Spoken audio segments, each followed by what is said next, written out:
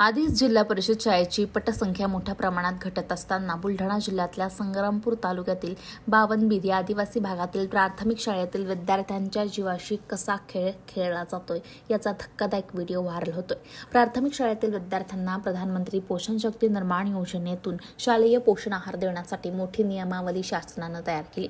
मात्र नियमावली धाब्यावर बसवून आदिवासी भागातील विद्यार्थ्यांच्या जीवाशी खेळ शाळा प्रशासन करत आहे। प्राथमिक शाळेतील मुलांना सकस पोषण आहार देताना मोठी काळजी घेण्याच्या सूचना असतानाही मुलांना चक्क रद्दी पेपरवर खिचडी दिली जाते, तर मुलं पोषण आहार घेत असताना चक्क श्वान त्यांच्या भोवती फिरताना दिसत आहे। खरं तर या चिमुकल्यांना पोषण आहार देण्यासाठी प्रत्येक शाळेला शासनाने स्टीलच्या प्लेट उपलब्ध करून दिल्यात। मात्र स्टीलच्या प्लेटमध्ये पोषण आहार न देता रद्दी पेपरवर पोषण आहार दिला जाते, त्यामुळे मुलांच्या आरोग्यावर याचा परिणाम होऊ शकतो।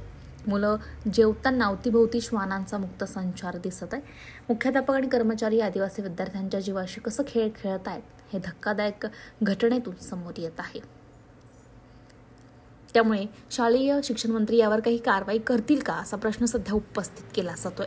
संग्रामपूर गट शिक्षणाधिकारी दीपक टाले यांना विचारणा केली असता त्यांनी याबाबत केंद्र प्रमुखांना चौकशी अहवाल सादर करण्याचे आदेशित केले असून चौकशी अहवालानंतर कारवाई करण्यात येणार असं ते म्हणाल्यात। महादूत न्यूजसाठी अनल सिंग चव्हाण, बुलढाणा।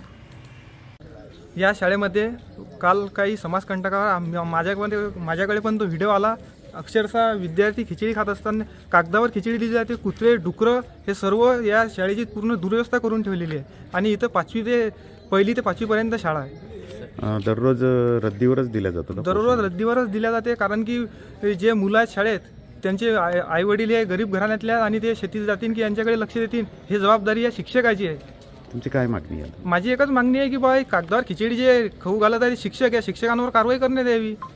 आणि इथं काय कुत्रे आणि इतर प्राणी पण फिरतात? हो, कुत्रं डुकरं आणि सर्वच प्राणी इथं फिरतात।